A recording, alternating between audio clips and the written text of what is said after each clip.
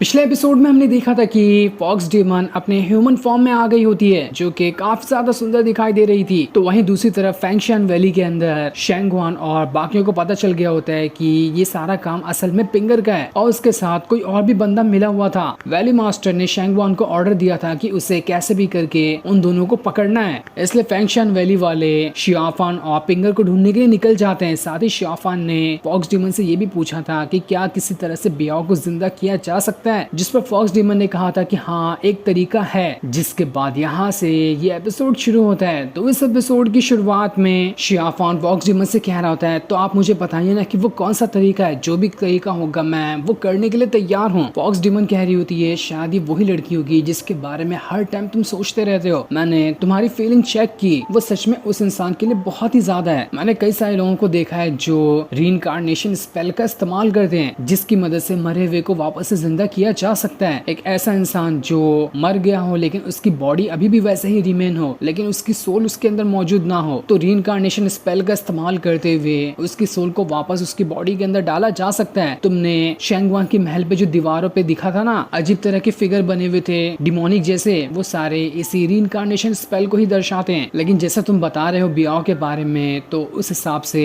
उसकी सोल भी काफी ज्यादा डैमेज हो चुकी होगी। लेकिन इंसान की सोल के भी 7 टाइप होते हैं, अगर उनमें से एक भी टाइप अगर बचा हुआ है तो हमारे पास थोड़ी सी उम्मीद है कि हम शायद वापस से बियाओ को जिंदा कर पाएंगे। शियाफान कह रहा होता है, मैंने रीइंकार्नेशन स्पेल के बारे में सुना है कि इस चीज को ज्यादातर विच कबीले के लोग ही परफॉर्म करते हैं। जिस पर फॉक्स डेमन कह रही होती है, तुम्हें पता है विच कबीले के बारे में? अगर पता है तो ये अच्छी बात है। जिस पर शियाफान कहता है, मैं आपसे कुछ छुपाना नहीं चाहता, पिछले 10 सालों में मैंने बहुत ज्यादा मेहनत की विच कबीलों को ढूंढने की, लेकिन आज तक मुझे वो नहीं मिला। मैंने बहुत सारी जगह को छान मारा हूँ, लेकिन 10 साल गुजर चुके हैं, आज भी मेरा हाथ पूरी तरह से खाली है। कई लोग कहते हैं इधर जाओ तो तुम्हें विच कबीला मिलेगा, उधर जाने पे मिलेगा, लेकिन कहीं कुछ नहीं मिलता। कुछ लोगों से तो मुझे ये भी पता चला कि विच कबीला पूरी तरह से खत्म हो चुका है और वहाँ की जो भी खास चीजें थी उसे आसपास के छोटे बड़े सेक्ट ने चुरा लिया। जिस पर फॉक्स डेमन कह रही थी, शायद तुम्हें गलत जानकारी मिली है। तुम्हें पता है कि मैं यहाँ पर जब से फैंगशियन वैली के अंदर मौजूद थी ना, उससे पहले मैं विच कबीले से होते हुए आई थी। वो उस टाइम तो पूरी तरह से ठीक था, वहाँ पर कुछ भी नहीं हुआ था। लोगों के पास कोई ठोस सबूत तो नहीं है कि असल में विच कबीले के साथ क्या हुआ, इसलिए वो अपनी मनगढ़ंत बातें बताते रहते हैं। इसलिए अगर तुम अब भी कोशिश करो तो तुम्हें विच कबीला जरूर मिलेगा। जो सुनकर तो शियाफान भी हैरान रह जाता है कि क्या सच में विच कबीला अब भी मौजूद है? अगर वो मौजूद है तो मैं पूरी दुनिया वापस से छान मारूंगा उसे ढूंढने के लिए। वो फॉक्स डेमन से कह रहा होता है, सीनियर अगर आप मेरी मदद करेंगे तो फ्यूचर में आपको कभी भी किसी भी चीज की जरूरत पड़ेगी, मैं हर चीज वो आपके लिए करने के लिए तैयार हूँ, बस आप मुझे विच कबीले तक पहुंचा दें। जो सुनकर फॉक्स डेमन शियाफान से कह रही थी, शियाफान जरा मुझे वापस से एक बार अच्छे से देखो, तुम्हें क्या सच में लगता है कि मैं सीनियर कहलाने के लायक हूँ? मैं उतनी भी ज्यादा तो बूढ़ी नहीं, तुम मुझे मेरे नाम से बुला सकते हो, मुझे सीनियर कहने की कोई जरूरत नहीं है। मेरा असल नाम श्याओ बाई है, तुम मुझे श्याओ बाई कहकर बुला सकते हो। जो सुनकर तो शियाफान भी हैरान हो जाता है कि क्या कह रही है फॉक्स डेमन, लेकिन जैसा वो कह रही थी वो करने के लिए मान जाता है। फॉक्स डेमन शियाफान से पूछ रही थी, तुम्हारे बंदर का क्या नाम है? ये मुझे बहुत ही ज्यादा प्यारा लगता है, क्या मैं इसका नाम 3 आइड मंकी रख दूं क्या? ये नाम मुझे बहुत अच्छा लग रहा है। जिस पर शियाफान कह रहा होता है, ये बंदर मेरे साथ काफी टाइम पहले से था, जब मेरे पास जिससे मैं आपके बारे में पूछ रहा हूँ जिंदा करने के लिए वो इंसान भी मौजूद था। हम दोनों ने मिलकर इस बंदर को अडॉप्ट किया था, तभी से ये बंदर मेरे पास है, बिल्कुल मेरे फैमिली के एक मेंबर की तरह। जो सुनकर तो फॉक्स डेमन भी हैरान हो जाती है। जिसके बाद देखते ही देखते कुछ दिन गुजर चुके थे। कई दिनों तक के शियाफान जंगल में बनी एक गुफा के अंदर रह रहा होता है फैंगशियन वैली वालों से बचकर। पर तभी एक दिन उसे ऐसा लगता है कि उसके गुफा के आसपास कोई है, इसलिए शियाफान गुफा के बाहर आकर अच्छे से चेक करना शुरू कर देता है कि असल में यहाँ पर कौन मौजूद है। जिसके बाद उसे पता चल जाता है कि यहाँ पर कौन होगा। वो पिंगर को आवाज लगाते हुए कह रहा होता है, मुझे पता चल चुका है कि तुम यहाँ पर आई हो, तो अब छुपने की कोई जरूरत नहीं है, सामने आ जाओ। पिंगर वहाँ पर आने के बाद शियाफान से कह रही होती है, आपने तो बहुत ही बढ़िया जगह चुन ली है छुपने के लिए। जिस पर शियाफान कह रहा होता है, माना कि ये जगह अच्छी है, लेकिन तुम जैसी लड़कियों के लिए यहाँ पर रहना बिल्कुल भी सेफ नहीं होगा, इसलिए तो आखिर तुम यहाँ पर क्यों आई हो? क्या तुमसे मैं वजह पूछ सकता हूँ कि तुम्हारे यहाँ पर आने की असल वजह क्या है? जिस पर पिंगर कह रही होती है, तुमने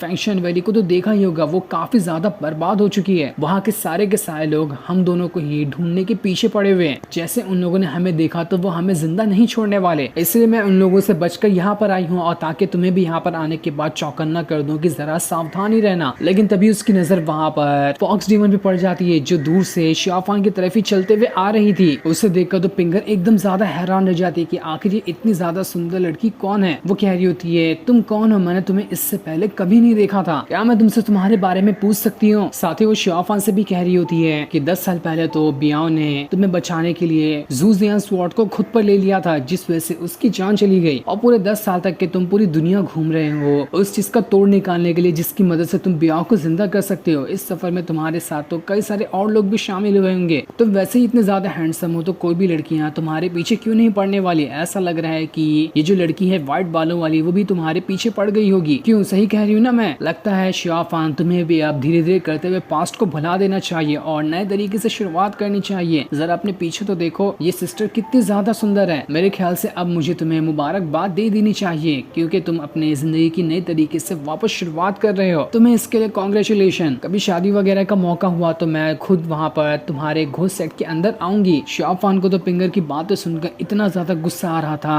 कि वो तो यहाँ पर पिंगर की जान ही ले, लेकिन तब भी वो अपने आप को कंट्रोल किए होता है। फॉक्स डीमन वहाँ पर पिंगर से कह रही होती है, तुमने यहाँ पर कुछ ज्यादा ही सोच रही हो, ऐसा कुछ है नहीं यहाँ पर, इसलिए अपने दिमाग के घोड़े जरा कम चलाया करो। फॉक्स डीमन यहाँ पर अपनी सच्चाई तो नहीं बताती कि असल में वो फॉक्स डीमन है। वो पिंगर से इतना कहती कि कल कुछ बदमाशों ने मुझे पकड़ लिया था, लेकिन सही टाइम पे शियाफान ने आकर मेरी जान बचाई और मेरी इज्जत बचाने के लिए उसने अपना जैकेट भी मुझे दे दिया। इसी वजह से मैं यहाँ पर मौजूद थी। तुम जो सोच रही हो ना वैसा कुछ है नहीं। लेकिन फिर भी पिंगर आग में तेल डालते हुए कहते हुए जाती कि जब दो यहाँ पर इतने अच्छे लोग आपस में बातें कर रहे तो मेरा रहकर यहाँ पर क्या फायदा? लगता है मैंने तुम लोगों को यहाँ पर डिस्टर्ब कर दिया। और इतना कहने के बाद वो वहाँ से जाने लगती है। जाते हुए उसने वहाँ पर एक पत्ते को जला दिया था। ये देखकर फॉक्स डीमन शियाफान से कह रही थी, क्या तुम्हें इस पिंगर पे भरोसा है? वो भरोसा करने के लायक है? तुमने तो उसे जगह बता दी कि हम यहाँ पर मौजूद है छुपे हुए। शियाफान इससे पहले कुछ कह पाता, वहाँ पर उसे ऐसा लग रहा होता है कि फैंक्शन वैली वाले लोग इधर ही आ रहे हैं। हो सकता है कि पिंगर ने उस पत्ते को जलाते हुए फैंक्शन वैली के लोगों को इशारा कर दिया था कि शियाफान यहाँ पर छुपा हुआ है। इससे शियाफान फैंक्शन वैली के जितने भी लोग होते हैं उनके पास जाता है और वहाँ जाने के बाद उनसे कह रहा होता है, देखो यहाँ पर मेरी तुम लोगों से कोई दुश्मनी नहीं है। जिस भी इंसान को यहाँ पर अपनी जान प्यारी है वो उल्टे पैर यहाँ से चला जाए, वरना बाद में मुझे ब्लेम मत करना कि मैंने तुम्हारी यहाँ पर जान ले ली है। लेकिन उनके पास फैंक्शन वैली वालों के कोई ऑप्शन भी नहीं था शियाफान को यहाँ पर पकड़ने के, क्योंकि वैली मास्टर ने उन्हें ऑर्डर दिया है शियाफान को ढूंढ के लाने का। इसलिए वो लोग वहाँ से नहीं जाते। जो देखकर तो शियाफान बहुत ज्यादा गुस्सा हो जाता है।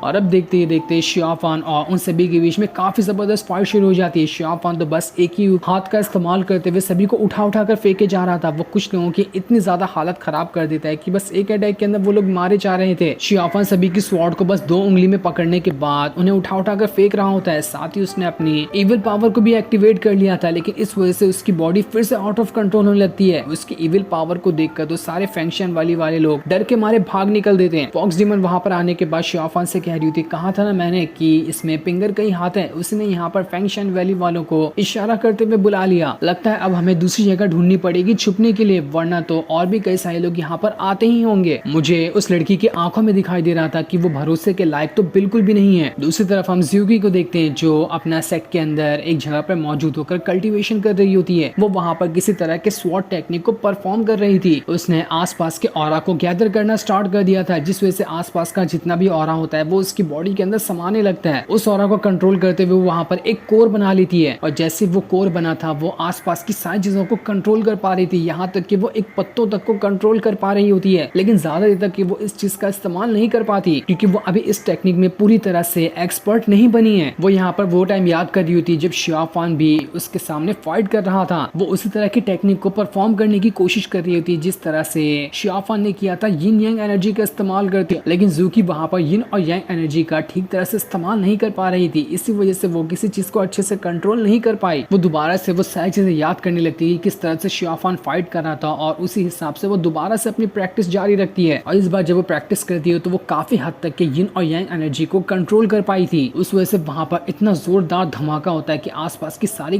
जगह टूटने फूटने लगती है। इतना खतरनाक अटैक हुआ था वहाँ पर। तभी वहाँ पर एक लड़की आती है जो ज़ूकी से कह रही थी, लीडर कुछ बात के बारे में डिस्कस करना चाहते थे, इसलिए मैं आपके पास आई हूँ ताकि आप भी मेरे साथ चले लीडर के पास और देख सके कि असल में वो किस बारे में बात करना चाहते थे। इसलिए ज़ूकी उस लड़की के साथ लीडर के पास आती है जहाँ पर सारे एल्डर वगैरह मौजूद थे। मैसेंजर बता रहा होता है कि पिछले कुछ दिनों से फैंक्शन वैली के अंदर काफी ज्यादा उथल पुथल मची हुई है। उन लोगों ने अपने सिपाहियों को अपने इलाके से छोड़कर अलग अलग इलाकों में भेजना शुरू कर दिया है। न जाने हम पता नहीं कि वो लोग क्या करना चाहते हैं, पर जैसा कि हम एक बात जानते हैं कि वो भी इंसान है और हम भी इंसान है, इसलिए हमारी जिम्मेदारी है कि हम वहाँ वहाँ पर जाए और फैंक्शन वैली में जितनी भी उथल पुथल मची है उसमें फैंक्शन वैली वालों का साथ दें, ताकि डीमंस वगैरह जो सेक्ट हैं वो हमारे ऊपर हावी ना होने लग जाएं। इसलिए हमने डिसाइड किया है कि यहाँ से हम कुछ लोगों को फैंक्शन वैली में भेजेंगे मदद के लिए, जिनमें सबसे खास जो होगी वो ज़ूकी होगी, क्योंकि हाल फिलहाल हमारे सेट में सबसे ज्यादा टैलेंटेड ज़ूकी ही है। वो लोग ज़ूकी से ये भी कह रहे होते हैं कि इस बात का ध्यान रखना कि तुम्हें पूरी तरह से फैंक्शन वैली का सपोर्ट नहीं करना है, तुम्हें इस बात का भी ख्याल रखना है कि असल में फैंक्शन वैली वाले बैक साइड में क्या प्लान बना रहे हैं, क्योंकि हम फैंक्शन वैली वालों पे उतना तो भरोसा नहीं कर सकते। इसलिए तुम्हारा दो काम है कि फैंक्शन वैली वालों की मदद भी करना और उनके सीक्रेट प्लान वगैरह के बारे में भी जानकारी निकालना कि क्या वो आगे भी चलकर इंसानों का ही साथ देने वाले हैं या फिर उनका कुछ और ही प्लान बन रहा है। जिसपे ज़ूकी कहती है जैसा आप लोग कहेंगे मैं वो करने के लिए तैयार हूँ। दूसरी तरफ शियाफान और फॉक्स डिमन ने दूसरी जगह ढूंढ ली होती है, जहाँ पर आने के बाद वो लोग आराम से बैठे हुए थे। फॉक्स डिमन तो सबसे पहले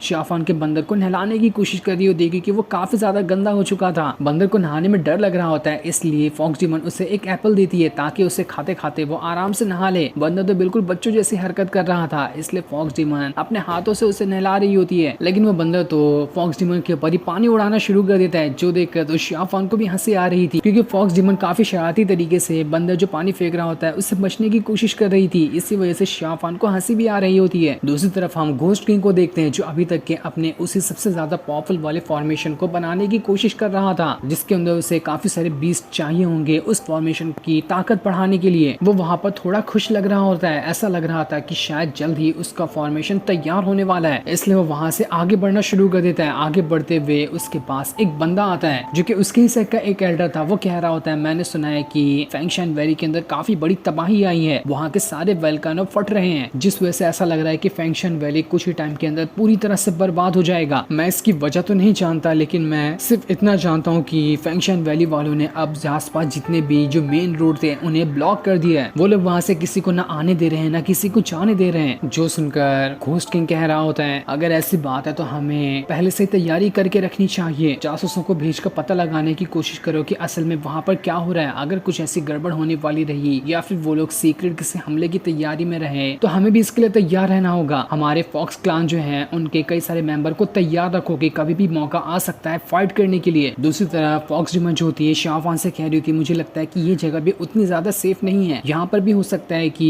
फैंक्शन वैली वाले लोग आ जाएं, इसलिए हमें दूसरी जगह की तलाश करनी पड़ेगी। जिसके बाद हम एक दूसरी जगह का सीन देखते हैं। वो जगह बहुत ही ज्यादा खतरनाक दिखाई दे रही थी। वहीं पर एक बंदा भी होता है जिसने अपने चेहरे पे अजीब सा मास्क लगाया था। वो कह रहा होता है फैंक्शन वैली यहाँ पर तबाह तो हो रही है, लेकिन उनके पास इतना टाइम है कि वो खुद को रिकवर कर ले, लेकिन मुझे यही टाइम तो नहीं देना है, मैं आ रहा हूँ उनको पूरी तरह से बर्बाद करने के लिए। लेकिन असल में ये बंदा कौन है और इसका क्या प्लान हो सकता है इसके बारे में हमें अभी कुछ भी नहीं बताया जाता। जो सीन दिखाते ही ये एपिसोड यहीं पर एंड हो जाता है। Thanks for watching.